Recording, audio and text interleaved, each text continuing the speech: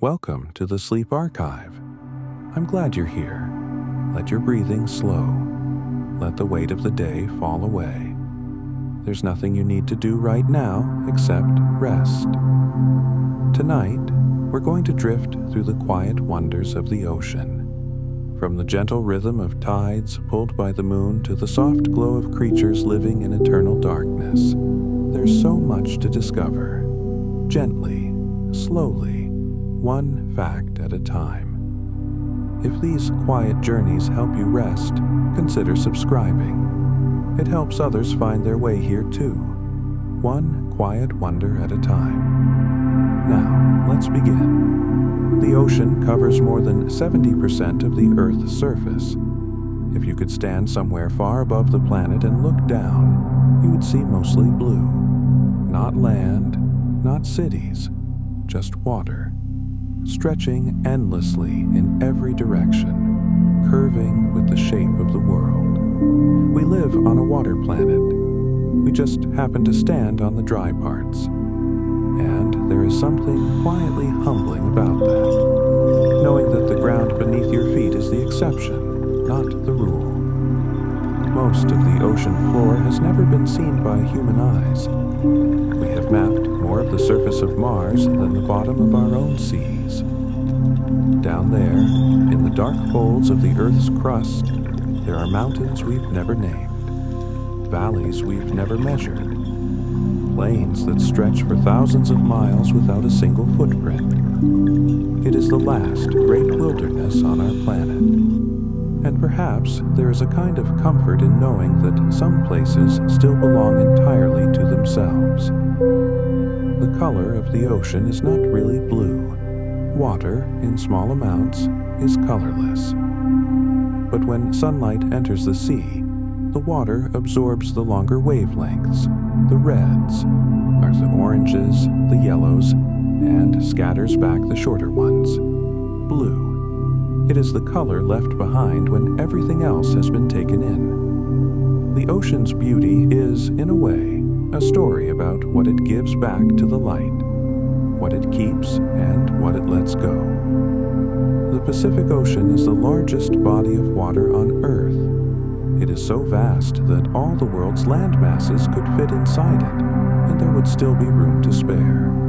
Its name comes from the Latin word for peaceful. When Ferdinand Magellan first sailed into it after months of brutal storms, he found the water calm. He called it Mar Pacifico, the peaceful sea. Sometimes the most powerful things in the world are also the most still. Sound travels nearly 5 times faster in water than it does through air. A whale singing in the deep Atlantic can be heard by another whale hundreds of miles away. The ocean carries their voices across distances we can barely imagine. It is a world connected not by roads or wires, but by song, by vibration, by the patient movement of sound through something denser and older than the air we breathe. The average depth of the ocean is about 12,000 feet. That is deeper than most mountains are tall. If you took Mount Fuji and placed it on the ocean floor in most parts of the Pacific, its peak would never break the surface. There would still be water above it, dark, cool, pressing in from every side. We live atop a world we barely know the depth of, and somehow that depth holds us up. Tides are the ocean's way of breathing. They are caused by the gravitational pull of the moon and, to a lesser degree, the sun. Twice a day, the water rises and falls along every coastline on Earth. It has done this for billions of years, before there were forests, before there were bones. The tides were here. They will still be here long after everything else has changed. There is something deeply reassuring about a rhythm that never stops. The mid-ocean ridge is the longest mountain range on Earth. It winds through every major ocean basin for more than 40,000 miles, like a seam stitched into the floor of the world. Most of it sits in total darkness, miles beneath the waves. one will ever walk along it. No one will ever stand at its peak. But it holds the planet together all the same. Not everything that matters needs to be seen. Sea otters hold hands while they sleep. Floating on their backs in the kelp forests of the Pacific, they reach out and grasp each other's paws so the current doesn't carry them apart. They call this a raft. Dozens of otters linked together, drifting gently through the night. It is one of the most tender behaviors in the animal kingdom, a small, quiet act of not wanting to be alone. The ocean produces more than half of the world's oxygen. Tiny organisms called phytoplankton float near the surface and, like plants on land, use sunlight to photosynthesize. They are so small you cannot see them with the naked eye. And yet, every second breath you take was made possible by something invisible, drifting in the sea. The ocean breathes for us. It has been doing so since before we existed, and it asks for nothing in return. There are lakes beneath the ocean. On the seafloor, in certain places, our water so dense with salt collects into pools that sit below the surrounding seawater. They have their own shorelines, their own ripples, their own stillness. Fish swim above them but cannot enter. The brine is too heavy, too concentrated. A lake inside the sea, a world within a world. Nature never stops folding itself into layers of quiet surprise. The Gulf Stream carries warm water from the tropics up toward northern Europe. Without it, countries like England and Norway would be significantly colder. It moves more water than all the rivers on Earth combined. The great invisible river in the sea, warming entire nations without ever being seen from shore. Sometimes, the most generous forces are the ones we never notice. Coral reefs make up less than 1% of the ocean floor, and yet, roughly a quarter of all marine species depend on them.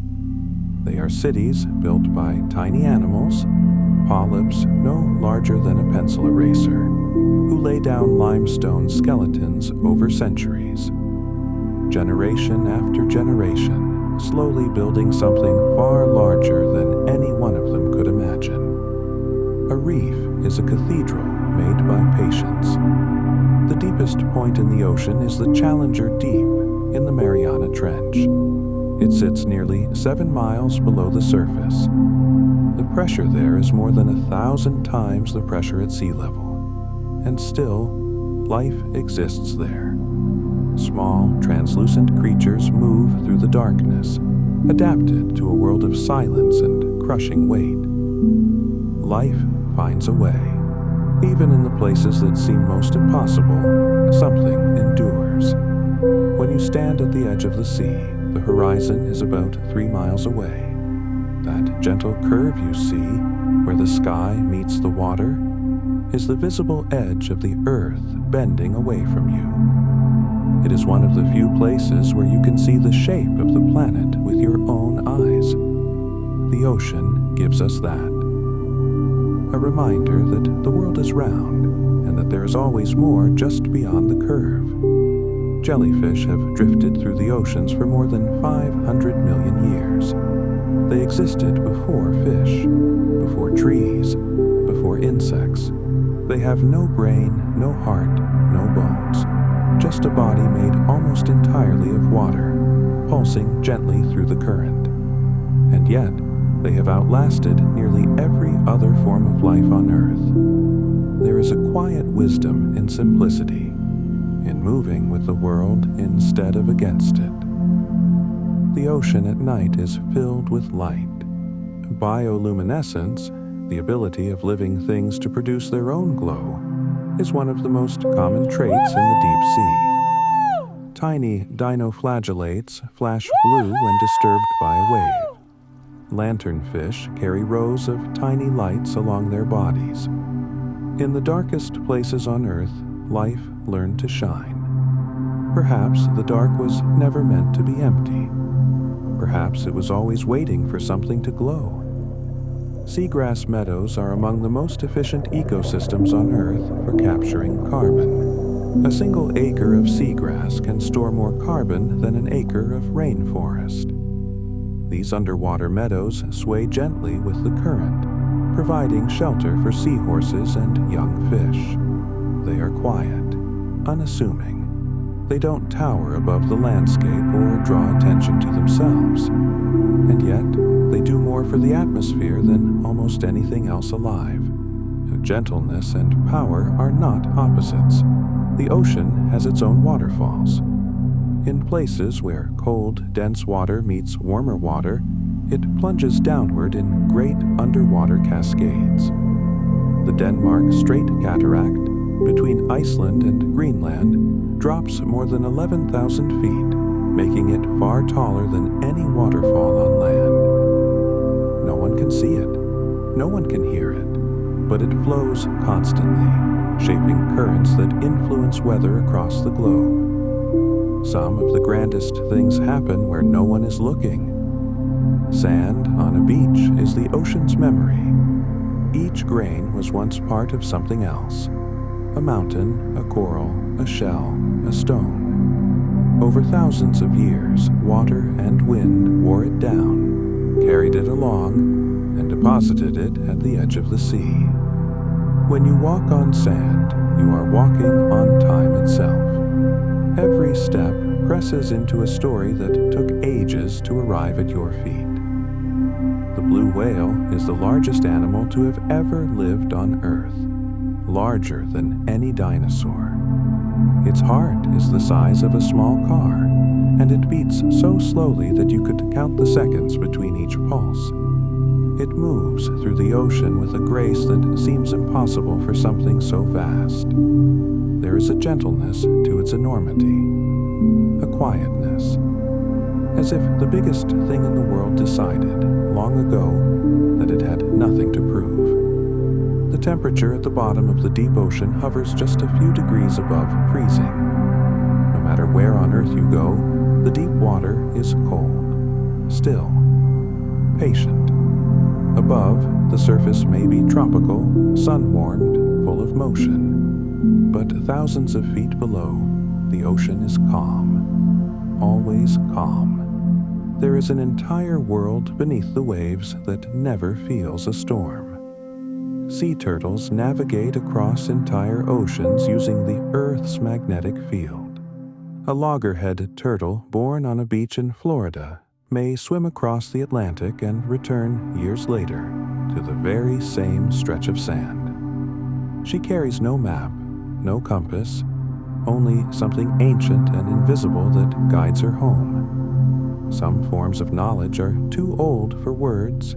They live in the body, in the pull of the world itself.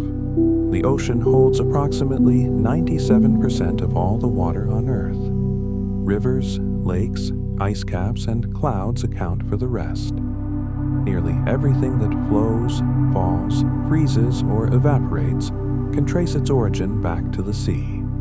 The ocean is the source. It is where the water cycle begins and where it returns. All water, eventually, finds its way home. There are places in the ocean where the water is so clear you can see more than 200 feet down. In the South Pacific, certain stretches of open water are so free of particles that sunlight passes through uninterrupted, and the sea becomes a window. You can look down and see the blue fading into deeper blue, layer after layer, like looking into the sky from the wrong direction. Clarity in nature is a kind of stillness. Waves can travel thousands of miles across open ocean before reaching shore. A wave you see breaking on a beach in California may have begun as a disturbance in a storm near New Zealand. It carried that energy across the entire Pacific, patiently, steadily, never stopping. And then, at the end of its long journey, it arrives. It curls, it breaks, and it lets go. There is something poetic in a wave's willingness to travel so far just to dissolve. The ocean contains dissolved gold. millions of tons of it, spread so thinly through the seawater that it would cost far more to extract it than it's worth. The gold is there. It has always been there, but it belongs to the water now. Some treasures are not meant to be taken. They are meant to remind us that richness can exist in forms we cannot hold. Seahorses are among the slowest swimmers in the sea. They drift upright, propelled by a tiny fin on their backs that flutters up to 35 times per second. They anchor themselves to seagrass with their curling tails and wait. They are patient creatures, unhurried. In a world that often rewards speed, the seahorse reminds us that stillness has its own kind of strength. The color of the deep ocean changes with depth. Near the surface, sunlight fills the water with turquoise and green. Farther down, it shifts to cobalt, then navy, then a blue so dark it is almost black, and then eventually there is no color at all, only darkness. But it is not an empty darkness. It is full of life, full of motion, full of things we are only beginning to understand. Not all darkness is absence. Sometimes it is simply a room we haven't entered yet. There are underwater rivers of sand that flow along the continental shelves. These sediment currents carry sand and silt from the shallows into the deep, carving channels and canyons as they go. They flow in rivers and somehow invisible, deep below the surface. The ocean has its own geography, its own rivers, its own landscapes. It is a world unto itself, unfolding apart beneath the waves. Dolphins sleep one rests while the other stays awake, keeping watch, keeping the body breathing, keeping them close to the surface. It is called bioluminescent sleep. They never get up, and they rest. They find a way to be both still and chill, asleep and present. Perhaps rest doesn't always look the way we expect it to. The Arctic Ocean is the smallest and shallowest of all the world's oceans. In winter, much of it is covered in ice, a vast, white, silent plain stretching across the top of the world. Beneath that ice, life continues. Seals move through the dark water. Plankton blooms wait for the return of the sun. The Arctic is a place of patience, of waiting, of trusting that warmth will come again. There are mountains beneath the sea that rise thousands of feet from the ocean floor, but never reach the surface. These are called seamounts. They are home to rich communities of marine life, corals, sponges, fish, drawn to the nutrients that swirl around their slopes. Hidden peaks in the dark water. Entire ecosystems built on something no one above the waves has ever seen. The world is full of places that matter without being known. Mangrove forests grow where the land meets the sea.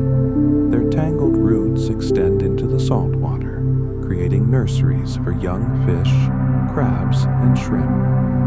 The roots slow the movement of water, protecting the shore from erosion. They are gentle guardians, standing at the boundary between two worlds, holding both together. Sometimes the most important work happens at the edges. The ocean has its own seasons. In temperate waters, plankton blooms in the spring just like flowers on land. The water turns green with life. Fish follow, whales arrive to feed. And then, as autumn comes, the bloom fades, the water clears, and the sea grows quiet again. It is a cycle as ancient as the seasons on land, a reminder that even the ocean breathes in rhythms, rising, resting, beginning again. Certain species of fish can produce sound. They grunt, click, hum, and drum. The toadfish hums to attract a mate. The croaker earns its name from the noise it makes at dusk.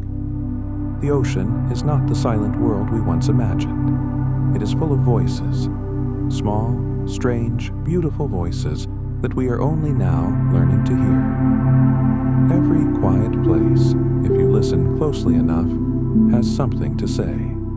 The Mediterranean Sea is almost entirely enclosed by land. It connects to the Atlantic through the narrow Strait of Gibraltar, a passage only 8 miles wide. For thousands of years, civilizations have gathered around its shores. It has been a crossroads for cultures, a mirror for the sky, a source of food and myth and story. A small sea as oceans go, but deep with meaning, deep with time. Kelp can grow up to 2 feet in a single day. In the cold, coastal waters of the Pacific, forests of giant kelp stretch from the seafloor to the surface, swaying gently with the current. Sunlight filters through the canopy like light through a cathedral window. Sea otters rest among the fronds. Fish dart between the stems. A kelp forest is one of the most peaceful places on Earth. A garden built by the sea. The ocean absorbs about 1/4 of the carbon dioxide that humans release into the atmosphere. It draws the gas in through the surface, where it dissolves and is carried down by currents. The ocean does this quietly, constantly, without fanfare. It has been softening the impact of our choices for decades, and though it cannot do so forever, there is a grace in how long it has tried. Starfish move using hundreds of tiny tube feet on their undersides. Each foot is powered by water pressure, a hydraulic system built entirely from seawater. They move slowly, deliberately, across rocks and sand. They are in no hurry. They have no need to be. And in their slow, steady progress, they are a reminder that not every journey requires speed. Some journeys only require persistence. The color of ocean water near the coast can shift with the seasons, the tides, and the life within it. Green in spring when plankton blooms. Turquoise in summer when the sun is high. Gray in winter when the sky presses down. The sea mirrors the world above it. It reflects not just light, but mood. It is the most expressive landscape on Earth, always changing, always familiar. There are hot springs on the ocean floor. Called hydrothermal vents, they release superheated water rich with minerals into the cold, dark deep. Around these vents, entire ecosystems thrive. Tube worms, shrimp, crabs, all sustained not by sunlight, but by the heat of the Earth itself. Life, it turns out, does not need the sun. It only needs warmth. And warmth can come from below as well as above. The hermit crab spends its life searching for the perfect shell. As it grows, it must find a larger one, carefully inspecting each new home before moving in. When a particularly good shell appears, hermit crabs will line up by size, each one waiting for the next largest crab to move out so it can move in. A queue of patience. A chain of tiny, careful choices.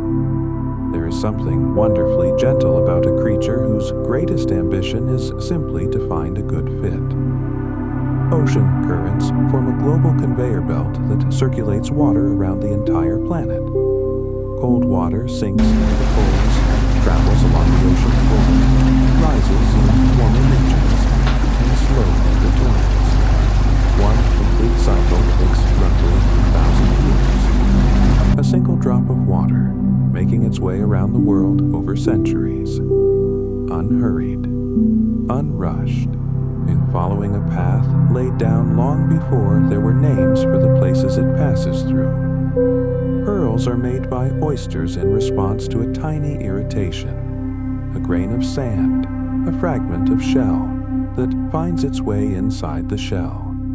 Layer by layer, the oyster coats it in nacre, the same luminous material that lines the inside of its home. Over years, the irritation becomes something beautiful. A pearl is patience made visible. Proof that even discomfort, given enough time and care, can become something precious. The Sargasso Sea is the only sea in the world with no coastline. It sits in the middle of the North Atlantic, defined not by land, but by the ocean currents that encircle it. Floating mats of sargassum seaweed drift on its surface, creating a golden, tangled world in the open water. Eels travel thousands of miles to spawn here, and tiny crabs and fish hide among the fronds. A sea within the sea. A place that exists not because of boundaries, but because of motion. Whales sometimes breach, launching their massive bodies out of the water and crashing back down in a spray of white. No one knows for certain why they do it. It may be communication. It may be play. It may be simply because they can. There is something joyful about a creature that large choosing to leap. A reminder that even the heaviest things can, for a moment, fly. The ocean at dawn is one of the quietest places on Earth. Before the wind picks up, before the waves find their rhythm, there is a stillness on the water that feels almost sacred. The light is soft. The air is cool. The horizon glows faintly with the promise of the sun. It is a moment of pure pause. The world holding its breath before the day begins.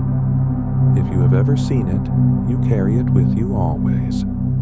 Clownfish live among the stinging tentacles of sea anemones. They are one of the few creatures immune to the anemone's venom, protected by a layer of mucus on their skin. In return, the clownfish defends the anemone from predators and brings it scraps of food. It is a partnership. A small, bright fish and a soft, swaying flower of the sea, each giving the other something it could not find alone. The ocean is full of these quiet alliances. The salinity of the ocean is remarkably consistent. About 35 grams of salt per liter of water on average, no matter where you are in the world. The Atlantic, the Pacific, the Indian, all roughly the same. It is one of the ocean's great steadying qualities, a sameness that stretches across every horizon. In a world of constant change, the salt content of the sea is one of the few things that stays. Some deep-sea creatures live for centuries. The Greenland shark, drifting slowly through the cold waters of the North Atlantic, can live for more than 400 years. A shark alive today may have been born before the invention of the telescope, before Shakespeare wrote his last play. It has known nothing but the deep, cold sea, and it has endured, quietly, patiently, century after century, simply being. The sound of the ocean, the slow roll and hush of waves, follows a rhythm that closely mirrors human breathing. It is one of the reasons people find it so soothing. The rise and fall, the pause between each wave, and the soft hiss of water retreating over sand. It mirrors us, or perhaps we mirror it. Either way, the ocean speaks a language the body already knows. Plankton migrations are the largest daily movement of living things on the planet. Every evening, as the sun sets, trillions of tiny organisms rise from the deep to feed near the surface. At dawn, they descend again, sinking back into the dark. This vertical migration happens in every ocean, every night, and has been happening for millions of years. A rising and a falling. A rhythm as reliable as the tide. The whole ocean breathing in the dark. The color of sand varies from beach to beach. In Hawaii, you can find beaches that are black, made from volcanic basalt. In the Bahamas, the sand is pink, tinted by the crushed shells of tiny marine organisms called foraminifera. In some parts of the Pacific, the sand is green, colored by a mineral called olivine. Every beach is a portrait of the land and sea that created it. Every grain is a story told in color. The ocean holds heat far more effectively than the air. Water absorbs and stores energy from the sun, releasing it slowly over time. This is why coastal cities have milder climates, warmer in winter, cooler in summer. The sea steadies the temperature of the world. It smooths out extremes. It holds warmth when the air grows cold and offers coolness when the land grows hot. It balances. It gives. It holds. Octopuses can change color in less than a second. Their skin contains thousands of tiny cells called chromatophores, each one a small sac of pigment that can expand or contract at will. They use this ability to blend with their surroundings, and to communicate, to express what might be emotion. Watching an octopus shift from brown to blue to pale white is like watching thought made visible on skin. Every surface they touch becomes a canvas. There are places in the ocean known as oxygen minimum zones, where the water holds very little dissolved oxygen. They exist naturally, usually at depths between 200 and 1,000 meters. Life there is sparse, slow, adapted to scarcity. The creatures that live in these zones have learned to do more with less. They breathe slowly. They move gently. They remind us that survival is not always about abundance. Sometimes it is about learning to be enough. The coastline of Norway, with all its fjords, stretches more than 60,000 miles. If you straightened it out, it would reach more than twice around the Earth. Fjords are valleys carved by ancient glaciers and then flooded by the sea. They are deep, narrow, and still. Walls of stone rising on either side, water dark and calm below. A fjord is a place where the mountains decided to let the ocean in, and the ocean accepted, quietly, gratefully, filling the space it was given. Some species of coral glow under ultraviolet light. They produce fluorescent proteins that absorb one wavelength and emit another, creating soft greens, blues, and purples that shimmer in the dark. Scientists are still learning why. It may be a form of sunscreen. It may serve no purpose at all. But it is beautiful. And sometimes beauty is reason enough. The moon's gravity creates a slight bulge in the ocean on the side of the Earth nearest to it. On the opposite side, another bulge forms from the centrifugal force of the Earth-Moon system. These two bulges are the high tides, and the spaces between them are the low tides. The whole ocean reshapes itself, twice a day, in response to something more than 200,000 miles away. Connection does not require closeness. Influence does not require touch. Barnacles spend their adult lives cemented to a single spot. They attach themselves to rocks, to the hulls of ships, to the shells of turtles and whales. Once settled, they never move again. And yet they are not passive. Inside their small, hard shells, they extend feathery limbs into the water, filtering food from the current. They are rooted but alive, still but nourished. There is a kind of contentment in staying exactly where you are and finding everything you need right there. The ocean contains entire ecosystems built around whale falls, the carcasses of whales that sink to the ocean floor after they pass. These remains can sustain communities of deep-sea organisms for decades.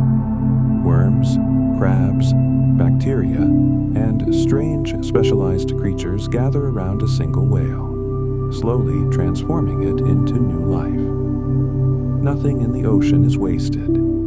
Everything becomes something else.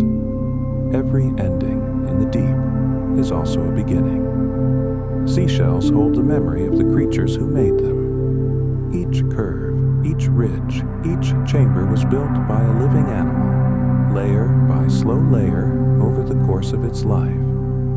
When you hold a shell to your ear, the sound you hear is not the ocean. It is the ambient noise around you resonating in the chamber. But the shell itself is a kind of song, a record written in calcium, or of a life lived quietly at the bottom of the sea. The Mariana snailfish lives deeper than any other known fish. It has been found at depths of over 26,000 feet. It is small, translucent, and soft. No scales, no armor, no sharp edges. In a place of crushing pressure and absolute darkness, it survives by being gentle, by bending instead of breaking, by adapting to the weight of the world above it. There is a lesson there if you listen. Water has a remarkable capacity for stillness. In the deep ocean, far from wind and waves, the water barely moves. It rests. It holds its temperature. It waits. You could visit the same spot a year from now and find it nearly unchanged. The deep ocean is one of the most stable environments on Earth. A place of constancy, of calm, of patient, unbroken quiet. The Portuguese man of war is not a single creature. It is a colony, thousands of tiny organisms called zooids, each one specialized for a different task. Some form the floating sail. Others trail long tendrils through the water. Others digest food. They cannot survive alone. Together, they drift the open ocean like a living ship, beautiful and strange, carried by the wind.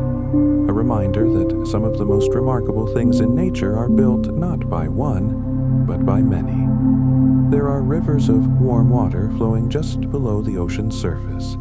These are called surface currents, and they are driven by the wind and the rotation of the earth. They loop and curve across the globe in vast, slow circles called gyres. One in the Atlantic, one in the Pacific. Each one quietly stirring the ocean, distributing warmth, carrying nutrients from one continent to another. The ocean is always in motion, even when it looks perfectly still. The Nautilus has remained virtually unchanged for more than 400 million years. It drifts through the deep waters of the Pacific in a spiral shell divided into chambers. As it grows, it builds a new chamber and seals the old one behind it. Each chamber holds a tiny pocket of gas that helps it float.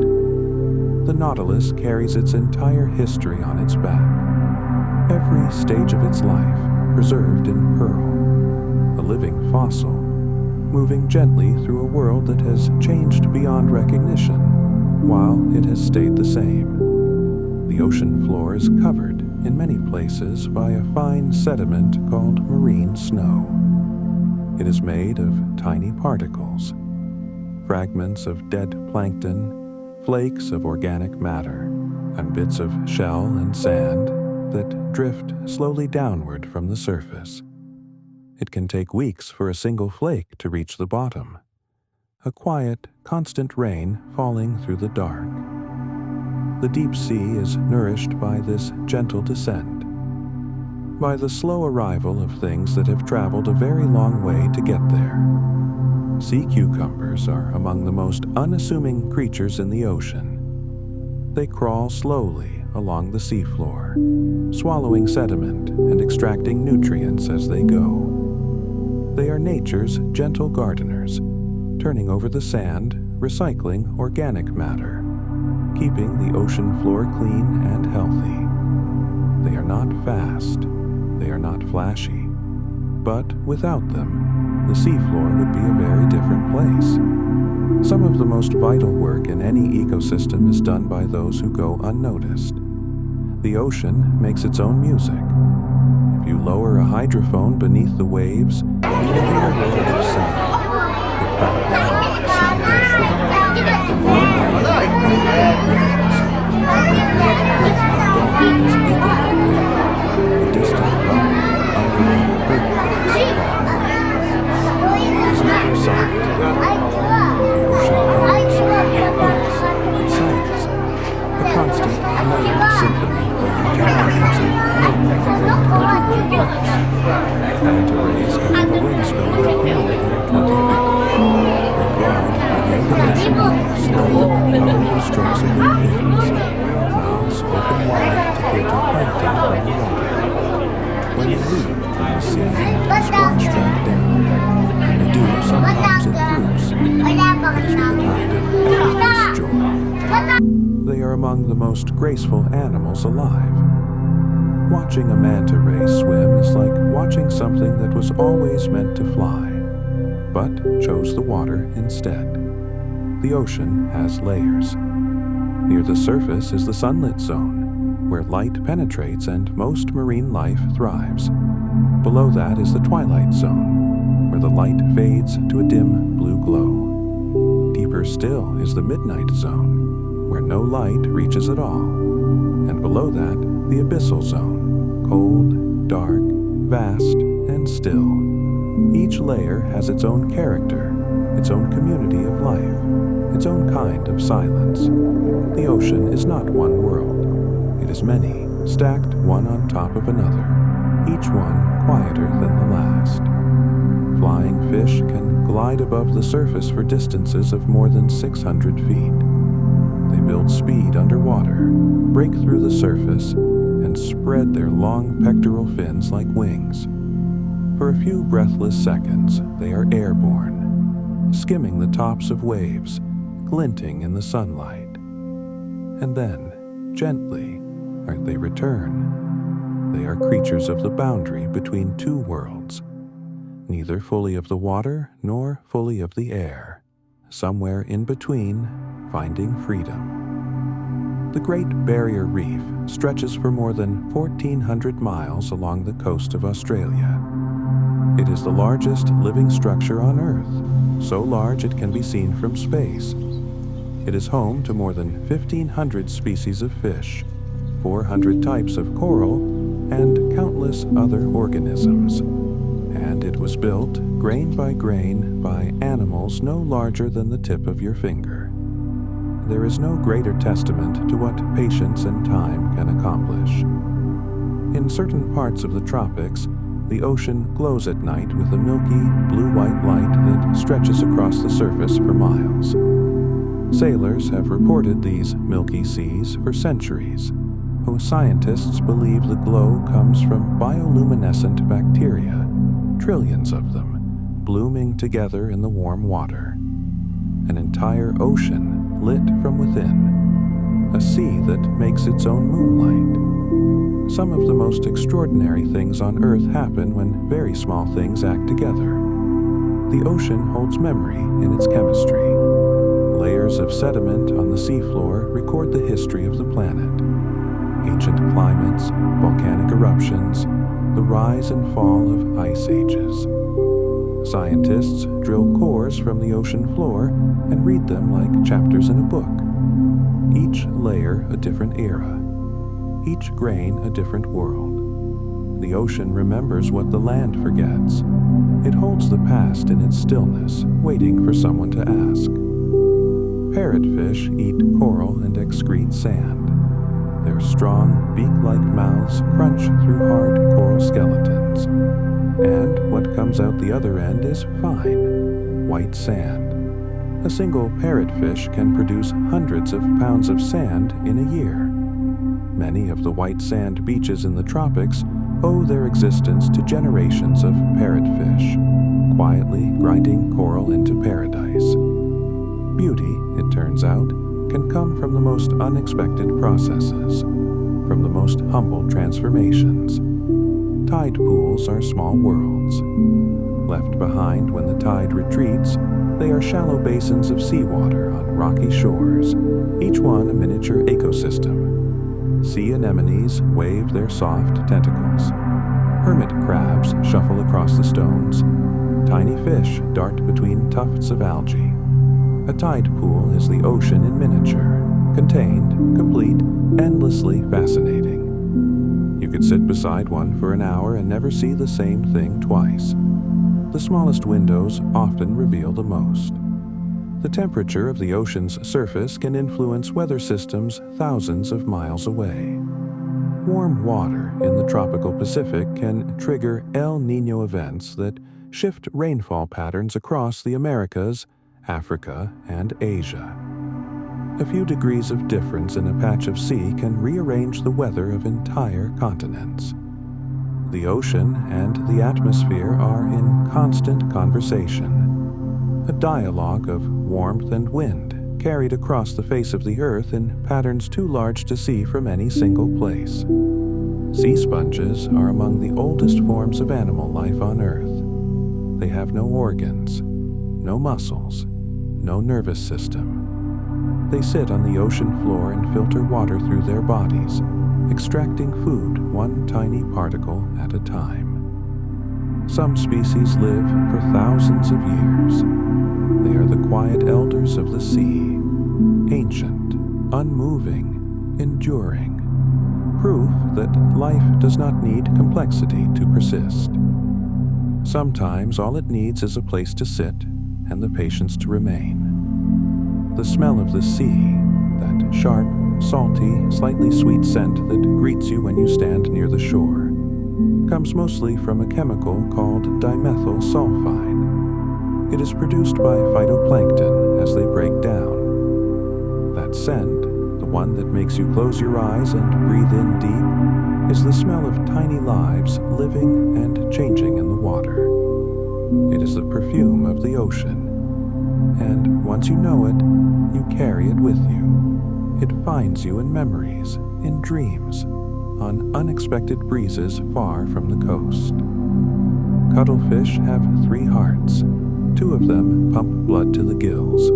The third sends it to the rest of the body. Their blood is blue-green, colored by copper instead of the iron that colors ours red. They are soft-bodied, intelligent, and extraordinarily expressive.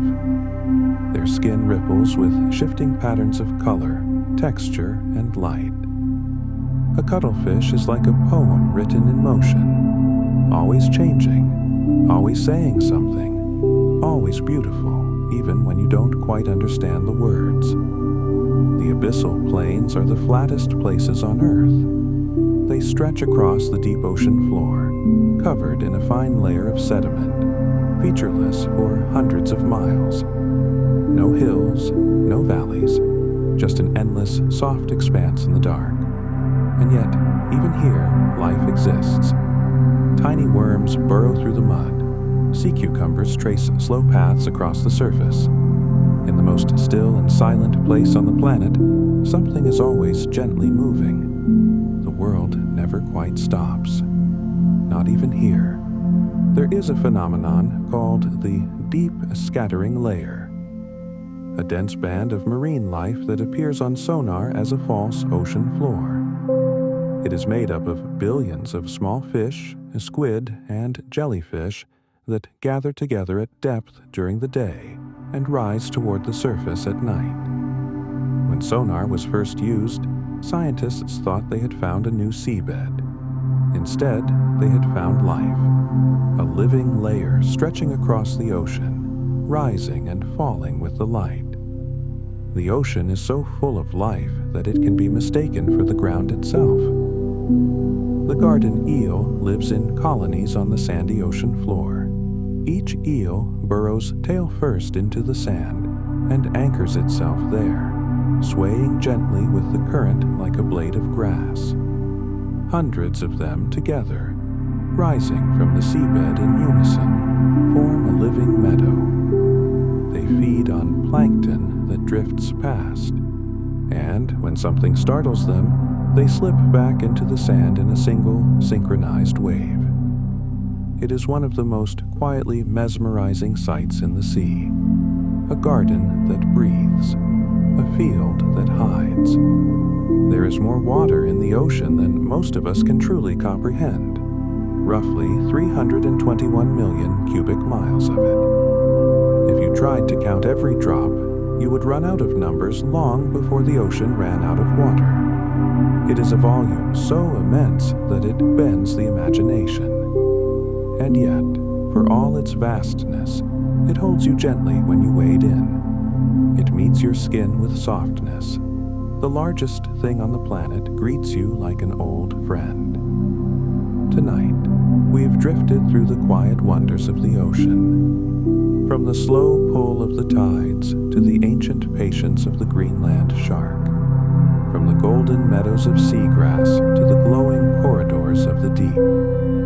We've floated alongside sea otters holding hands, watched kelp forests sway in the current, and listened for the songs of whales crossing the Atlantic in the dark. The ocean is vast. It is old. It is full of things we have not yet seen and may never fully understand. But it is also here, close, familiar, constant. It breathes for us. It steadies us. It carries warmth across the world without ever asking to be noticed. Let it carry you now, too. Let the rhythm of the waves, that slow rise and fall, settle into your breathing. Let the quiet of the deep wrap around you like water. Sleep well, and if you're still awake, there's another journey waiting whenever you're ready.